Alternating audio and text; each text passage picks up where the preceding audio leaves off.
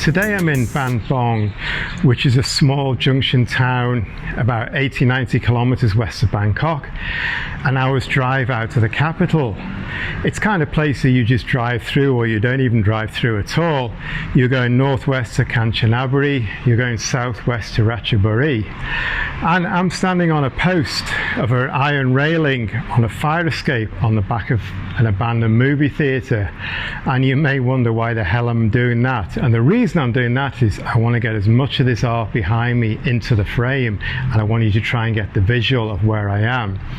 And the reason this art is here is because if we go back to 2017, there was a big famous street art exhibition here, a real festival.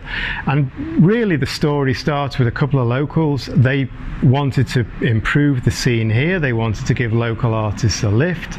They wanted to show that this town has got a lot of heritage, a lot of vibrancy, a lot of culture going back through the centuries. So they wanted to really try and put it on the map. And like I say, this town, you don't come here, so it really needs to be put on the map. In fact, until this exhibition was announced, I hadn't even heard of this town. So that's one person who's come here because of that activity. But anyway, they had this festival. They brought together about 40 national and international street artists, and when I walk you around some of the pictures, you'll recognize the murals, you'll recognize the names straight away. So not just famous Thai street artists, they also brought international street artists from all around the world. They brought street artists from the UK, from Japan, from Taiwan, from Italy. So it's a real international festival, a real vibrant, diverse mix. Like I say, their idea was they wanted to put Ban Pong on the map. They wanted to give the art scene here a push. They wanted to show people there's a lot of culture and a lot of heritage here. They called the exhibition 70110 at the start of the name, which is the postcode, because they wanted to push that out there. And it was very successful. A lot of people came, it got in all the media, it got recognition abroad, and it got a lot of people talking about it, people visiting. So it was very successful. I wanted to come at the time, but I just had no time. And in fact, it's taken me 4 or 5 years since then to actually stop by and visit. But probably not the best time to come, because right now we're locked into a wave of COVID. So all the domestic tourists are gone, the international tourists are gone. The town is very quiet. People just aren't traveling.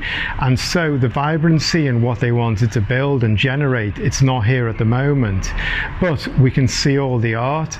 Clearly the locals have taken the art to their heart and preserved it very well. It's all beautiful. It's all around the town. And so we can have a look at that. I want to walk you through all the art. And then on the end of the video, I want to put a quick slideshow of all the still images I took. Try and comprehensively go through this exhibition.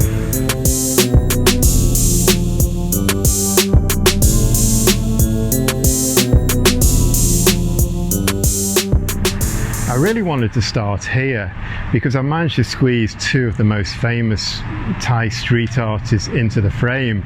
So I apologize, I'm kind of squeezed on the corner of this frame, but I really wanted to get them in together because behind me we've got a big mural from Alex Face. Everyone knows that. He's a name that transcends the street art community really into the wider mainstream consciousness. And again, Muebon here with his mural on the wall, that's another street artist that is famous outside the street art and the contemporary art community. So for the curators of this exhibition to attract these 2 street artists into this festival, into what they wanted to achieve, obviously it meant that it was something a little bit special, it resonated. And also to have these kind of works of art on the wall, you're going to continually bring people in, and you're going to check the box of wanting to actually make something of this, want some return for the town for what they've put in to making this work. So I think it's nice to start here with Alex Face and with Muebon squeezed in the picture, me hanging on the very edge, but that really shows the level where they were reaching to.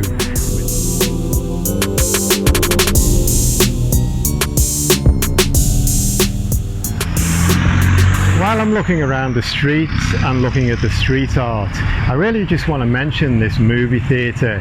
It's called the Chalerm Tong Kam Theatre, and this is really the hub of the whole art project. It's the big canvas. This is the most prominent building in the town. It towers up, and although it looks empty and derelict, it's still one of the most prominent landmarks. So it's been perfect as a canvas for this project, for the street artists to work. And this is really the hub of the project. They spread out from this building. And basically, to just give a little bit of background on this movie theatre, it opened in 1958, and it was opened and built by a second generation Chinese businessman who settled in Thailand, as many Chinese people did in that era. And he really became a big prominent businessman, and he decided to build this movie theatre. And you can see the name is still on top. It's a famous landmark of this town, so it's a perfect hub for this project. The theatre grew apparently. It got air conditioning in the 60s, it got proper movie seats to replace the wooden benches. And then another movie theatre opened in the town, so there was a lot of rivalry. They were both trying to outdo each other, both be the top dogs, so that pushed them on. But like all movie theatres, by towards the end of the last century, it was starting to fall on its knees, and the Asian financial crisis finished it off. And in fact, the businessman who built it, he also became a distributor for films in the 7 or 8 surrounding provinces. And again, when the financial crisis hit, that business went under as well. In the last 20 or so years, apparently it was a motorcycle dealership for a while, but it looks like it's been closed up. It looks like it's been shut for quite a long time. You can see through the grills, there's a lot of junk in there gathering dust, but not much is happening.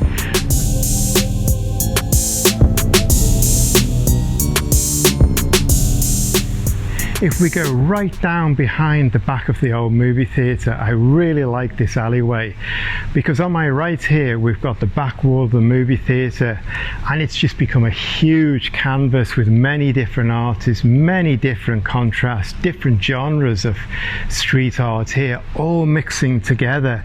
It's a fantastic tapestry. It just doesn't seem to have any uniform style to it. It's just one big mix put together. It looks great. And to be honest, this also shows street art what it's about, because not many people are going to come down here, but yet they have put the effort in here. But what I really like here is on one side we've got this towering wall of the movie theatre. On the other side we've got the back of a row of small terrace houses where people live, and they've also spread the art out onto their walls, onto their doors. So it's really rich, this alleyway. We've got street art on both sides, but we've got two completely contrasts of life. We've got the big towering concrete movie theatre here, and we've got people's houses where they live and they work day to day on this side.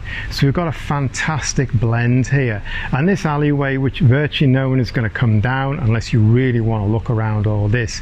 It's brilliant. It's overgrown, there's weeds, there's junk around, there's plants. It's just absolutely sums it up, and it is probably the most beautiful part of this exhibition.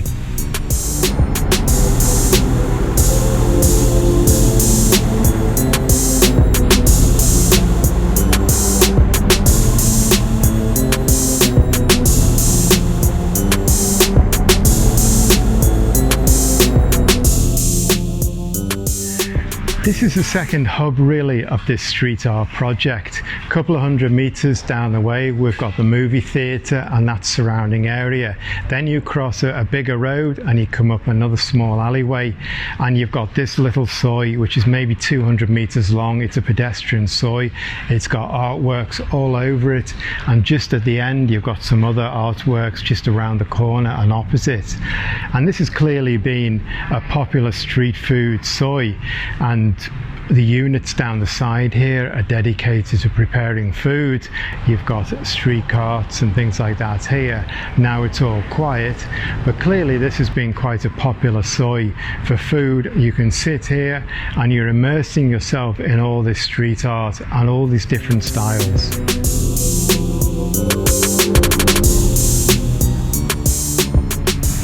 I really like this house here. This house is fantastic. The whole house has become street art.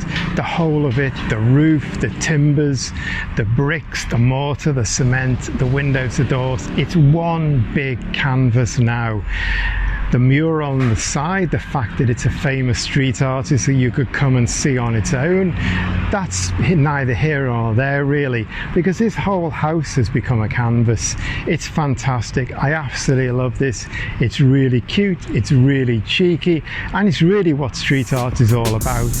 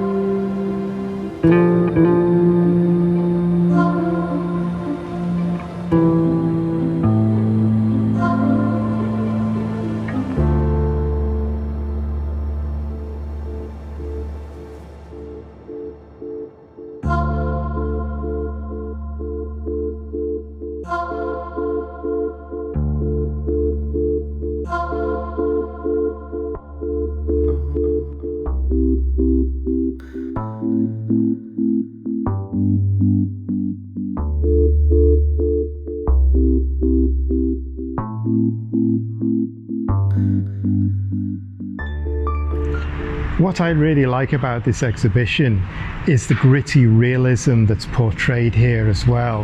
The curators, in putting on an international festival, in looking for media attention in Thailand and abroad, they haven't lost sight of what street art is about.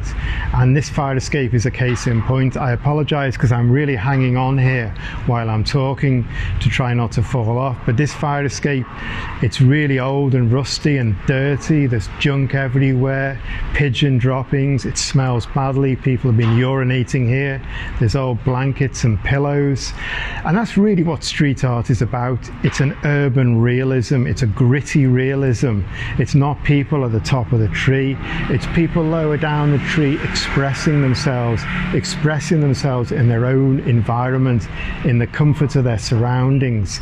And the organisers have done a great job in bringing an international exhibition, but at the same time in sticking with what street art is about. And so you really get an authentic, a genuine feel from coming to visit this exhibition.